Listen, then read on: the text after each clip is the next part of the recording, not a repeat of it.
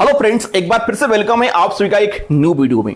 आज के इस वीडियो में बात करने वाला हूं एसबीआई की, स्टेट बैंक ऑफ इंडिया में।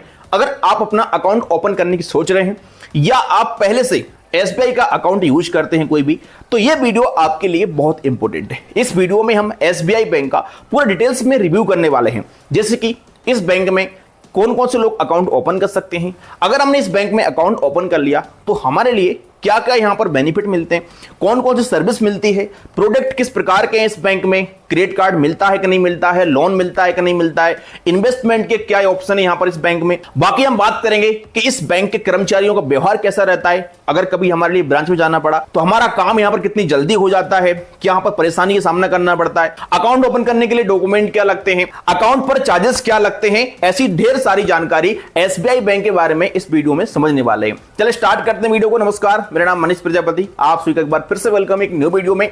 चैनल पर अगर आप पहली बार आए हैं सब्सक्राइब कर देना, वीडियो पसंद आती है तो एक लाइक जरूर कर देना। गाइस, आपको बता दूं, state bank of India Bharat का सबसे बड़ा सरकारी बैंक है और उससे बड़ी बात यह है कि स्टेट बैंक ऑफ इंडिया की ब्रांचेस आपको गली गली मोहल्ले तक मिल जाएगी, यानी कि ग्रामीण एरिया है, शहरी क्षेत्र है, इससे कोई फर्क नहीं पड़ता है। एसबीआई की ब्रांचेस आपको हर जगह मिल जाएगी। एसबीआई और सेंट्रल दो ही ऐसी बैंक हैं जिनकी ब्रांचेस आपको ग्रामीण क्षेत्र में मिलती हैं। माना कि बड़ी ब्रांच आपके आसपास ना मिले आपको, बट सीएसपी पॉइंट, ग्राहक सेवा केंद्र तो मिल ही जाता है। तो इसीलिए यह बैंक बहुत महत्वपूर्ण हो जाता है, क्योंकि ग्रामीण क्षेत्र के 90% लोग एसबीआई में ही अपना अकाउंट रखते हैं।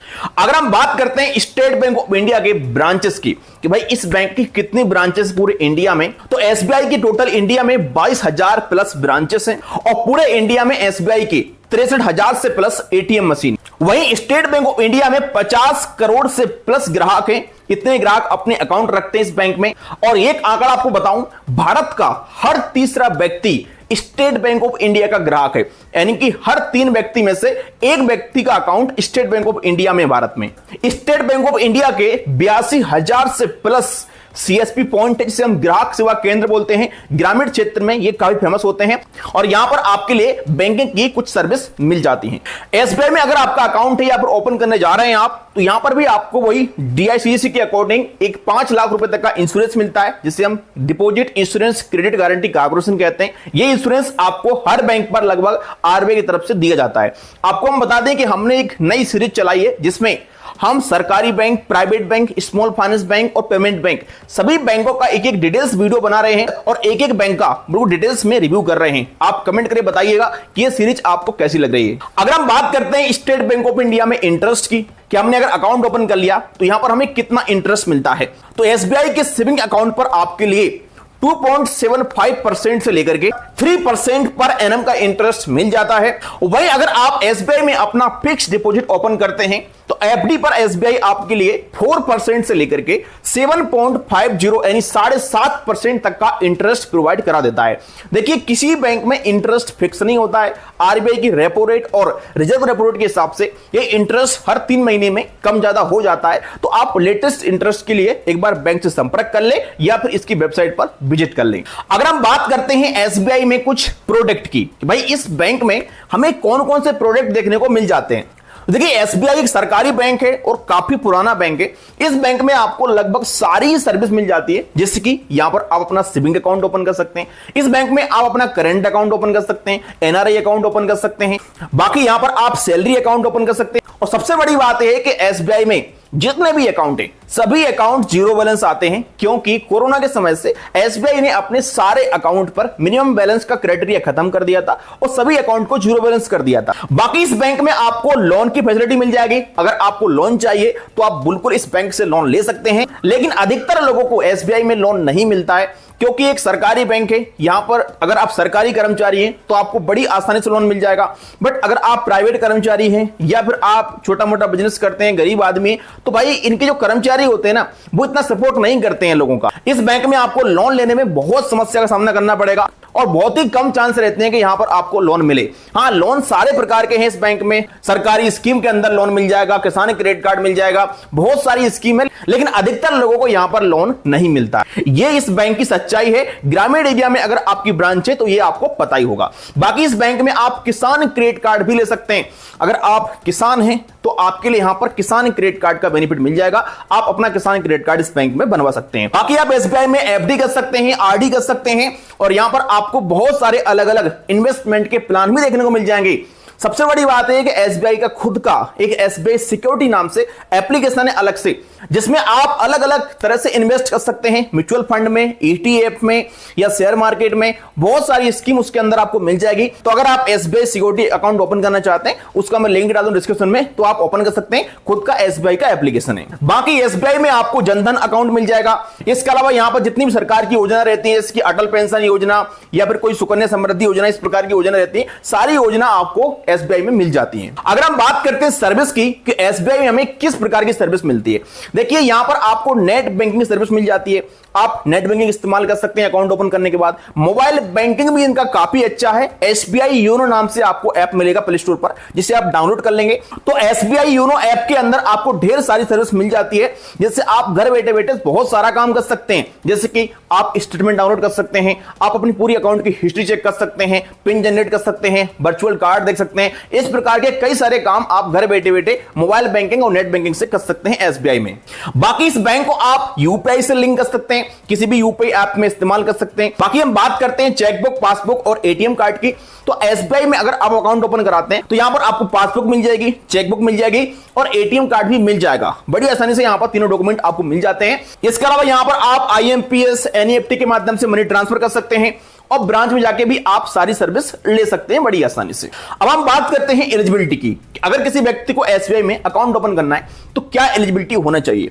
आपकी एज 18 साल से प्लस होना चाहिए, आप भारतीय नागरिक होना चाहिए, तो आप बड़ी आसानी से एसबीआई में अकाउंट ओपन कर सकते हैं। अगर आपकी एज 18 प्लस नहीं भी है तब भी आप अकाउंट ओपन कर सकते हैं, लेकिन उसके लिए आपको ब्रांच जाना पड़ेगा। ऑनलाइन तरीके से अकाउंट ओपन नहीं कर सकते हो अगर आपकी एज 18 प्लस नहीं है तो। बात करते हैं डॉक्यूमेंट की। देखिए डॉक्यूमेंट में सिंपल से आपके पास कुछ डॉक्यूमेंट होना चाहिए, जैसे कि आधार कार्ड, पैन कार्ड और एक एड्रेस प्रूफ। आसानी से आपका अकाउंट यहां पर ओपन हो जाएगा। अगर हम बात करें इस बैंक में अकाउंट ओपन किस प्रकार से कर सकते हैं आप, तो यहां पर आपको दो प्रकार से अकाउंट ओपन करने की सुविधा मिल जाती है।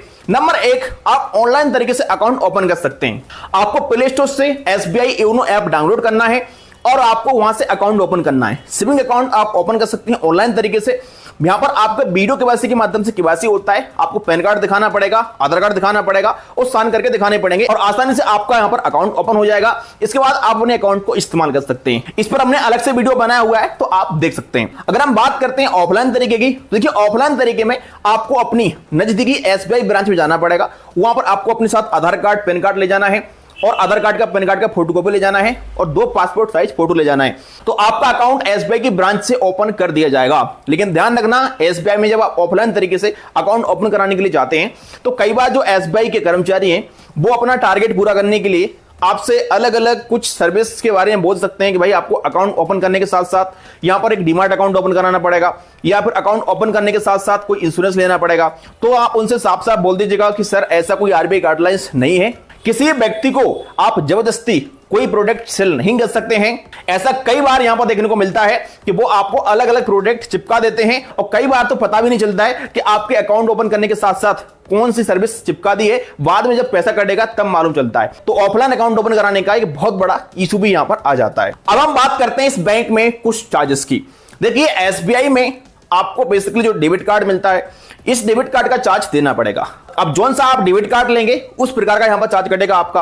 अगर जनधन वाला खाता है आपका तो कोई चार्ज नहीं कटेगा। फ्री ऑफ कॉस्ट आपको डेबिट कार्ड मिल जाएगा और फ्री ऑफ कॉस्ट पासबुक मिल जाएगी, कोई चार्जेस इसका नहीं रहता है। लेकिन दूसरा अकाउंट है, कोई सेविंग अकाउंट आपका, तो आपको डेबिट कार्ड के वेरिएंट के हिसाब से वहां पर चार्ज देना पड़ेगा। यहां पर बेसिकली आपका 125 रुपए चार्ज स्टार्ट होता है और फिर जैसा आप डेबिट कार्ड लेंगे उस प्रकार चार्ज यहां पर आपको देना पड़ता है। बाकी यहां पर आपके लिए फर्स्ट पासबुक फ्री मिल जाती है और इसी के साथ यहां पर आपको फर्स्ट चेकबुक भी फ्री मिल जाती है। एसबीआई में आपका एसएमएस का चार्ज कटता है, 15 रुपए का चार्ज कट जाएगा हर 3 महीने में। बाकी देखिए हर बैंक में चार्ज होते हैं, जैसे कि अगर आपने कोई ईसीएस बाउंस कर दिया, अगर आप डीडी बनवाने के लिए गए, तो ऐसे कुछ चार्ज होते हैं जो हर बैंक में लगभग सेम होते हैं। तो अगर मैं आपको बताऊंगा तो वीडियो बहुत लंबा हो जाएगा और वो हर बैंक में लगभग सेम ही होते हैं। तो यहां पर कुल मिला के बात यह है कि आपका कोई फालतू चार्ज यहां पर नहीं कटता है। बेसिकली अगर आप सही से अकाउंट इस्तेमाल करते हैं तो आपका डेबिट कार्ड का चार्ज कटेगा और एसएमएस अलर्ट का चार्ज कटेगा। बस आगे हम बात बात करते हैं ब्रांच के कर्मचारियों के व्यवहार की कि भाई इस बैंक में ब्रांच के कर्मचारियों का व्यवहार कैसा रहता है, क्योंकि बहुत सारे लोगों को शिकायत रहती है कि इस बैंक में कर्मचारियों का व्यवहार बहुत ही घटिया होता है।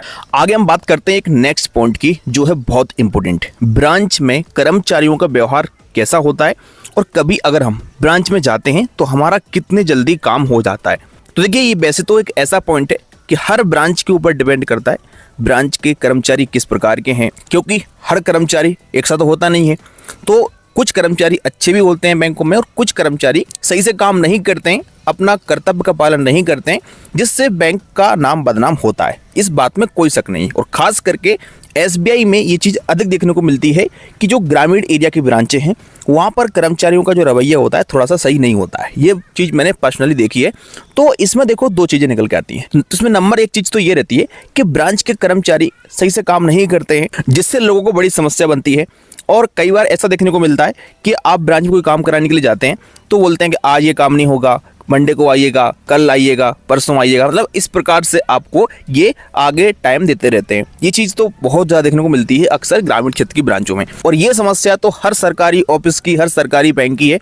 लेकिन इसमें एक पॉइंट जो मैंने देखा है कि अगर आपके लिए नॉलेज है, आप पढ़े लिखे इंसान हैं, आप अगर बैंकिंग के रूल, फाइनेंस की जानकारी रखते हैं, बैंक में क्या सिस्टम है, क्या रूल है, ये सब जानते हैं ना, सीधी उंगली से अगर घी निकलेगा तो ठीक है, वरना आप टेढ़ी कर सकते हैं। आप कंप्लेंट कर सकते हैं आरबीआई को, आप ब्रांच मैनेजर से बात कर सकते हैं, जिससे कर्मचारी डर के काम करते हैं और अच्छे से काम करते हैं। क्योंकि अगर आप सिटी में जाइएगा तो बहुत सारी सिटी की ब्रांचेस रहती हैं जो एसबीआई की, वहां पर कर्मचारियों का व्यवहार काफी हद तक सही रहता है। तो अगर आपकी एसबीआई की ब्रांच ग्रामीण एरिया में लगती है या सेमी अर्बन में आती है तो यहाँ पर आपको समस्या आएगी, इस बात में कोई शक नहीं है। और इसमें एक चीज और रहती है कि जो ग्रामीण एरिया की ब्रांचेस रहती हैं उसमें भीड़ बहुत ज्यादा रहती है, क्योंकि उधर आसपास प्राइवेट बैंक नहीं रहती है। क्योंकि ग्रामीण एरिया में एसबीआई के अलावा कोई बैंक होती ही नहीं है, सेंट्रल एसबीआई बस 2 ही बैंक रहती है, तो यहाँ पर भीड़ बहुत ज्यादा रहती है। तो कर्मचारी भी परेशान हो जाते हैं, इसलिए यहाँ पर कई बार आपको थोड़ी बहुत समस्या आ सकती है। बाकी देखो अगर आपकी ब्रांच सिटी में है तो आपको कोई बड़ा इशू यहाँ पर नहीं आने वाला है, आसानी से आपको यहाँ पर काम चल सकता है। बाकी सरकारी बैंक है तो भाई थोड़ा बहुत तो यहाँ पर वो अपना रंग दिखाएंगे। बाकी आपकी एसबीआई ब्रांच का व्यवहार कैसा है हमें कमेंट करके जरूर बताना। चलिए मिलते हैं किसी नेक्स्ट वीडियो में।